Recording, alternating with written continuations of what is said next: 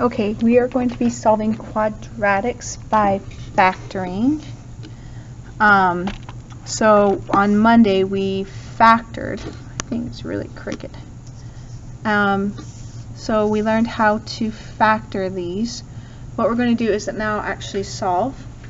So we're going to be using the steps here, and then we're just adding one more step.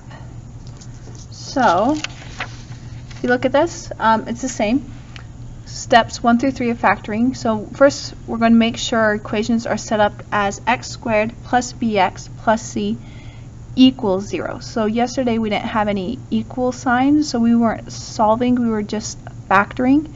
As soon as you get an equal in here, that means we're actually going to solve. Okay, you can't solve if there's no equal sign. So if you look at your previous steps, first thing we need to identify are two numbers that multiply to c and add to b. So c is -4, b is 2. So multiplies to 4. 1 and 4, and 2 and 2. Well, it's got to add to 2.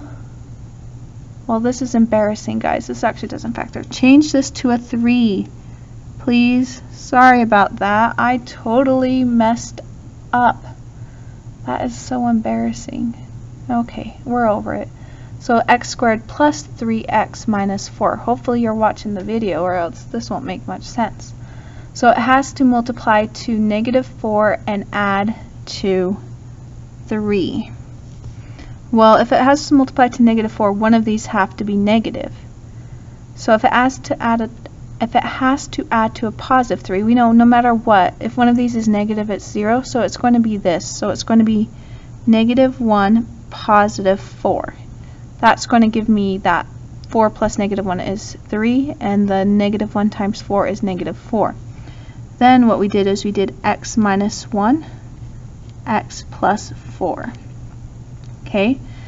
The only difference is yesterday at this point we would multiply this out and check it.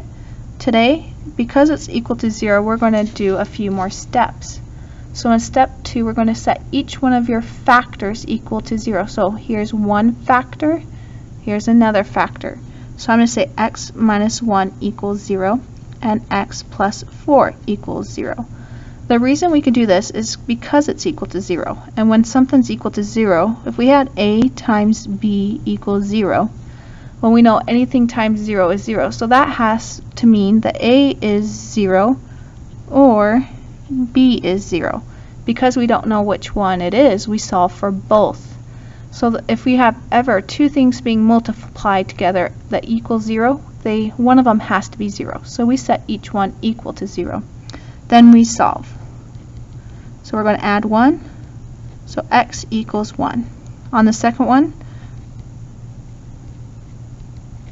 we would minus 4.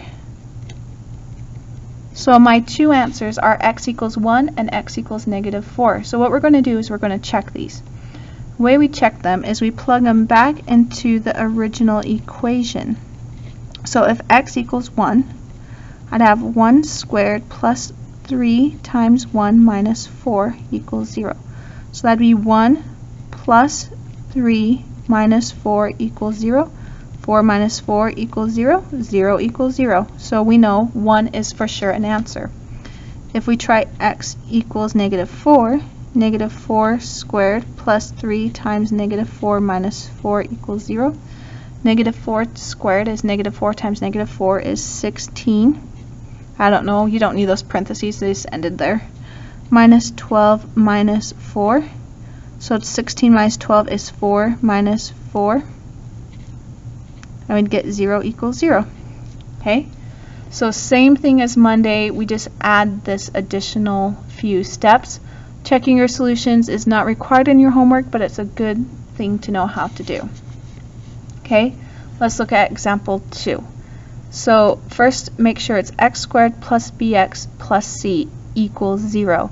Right now this doesn't equal 0, so we're going to minus the 9 over. So x squared minus 8x minus 9 equals 0. So here's my c is -9, my b is -8. So things that multiply to 9, 1 and 9, and 3 and 3. Again, it has to multiply a negative, and this time it adds to a negative. So if I make this negative 1 plus 9 is positive 8. But what if I made this negative 9?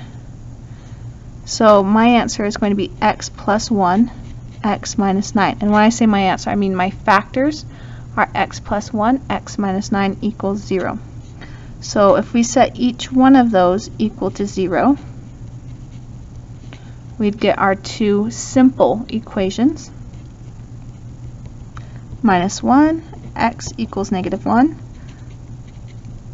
Add 9, x equals 9. So these would be our two answers. And we're just going to do a quick check. So you could put x squared minus 8x equals 9. You could write original equation, or you could write this one right here. I'm just going to go with the original. So negative 1 squared minus 8 times negative 1 equals 9. Negative 1 squared is positive 1. Negative 8 times negative 1 is positive 8. So 9 equals 9.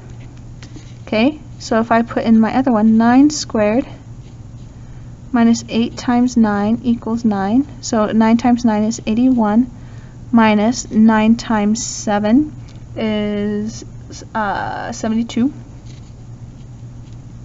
81 minus 72 is 9. And that one is good as well. Okay. Hopefully you guys do just fine on factoring. This should be equal to 0. Sorry, I struggled with my notes today. But yeah, hopefully you guys are doing well, and if you guys ever need help with any problems, or if you want me to solve them, please just shoot me an email and I'd be more than happy to make a video or show you work. And yeah, have a great day.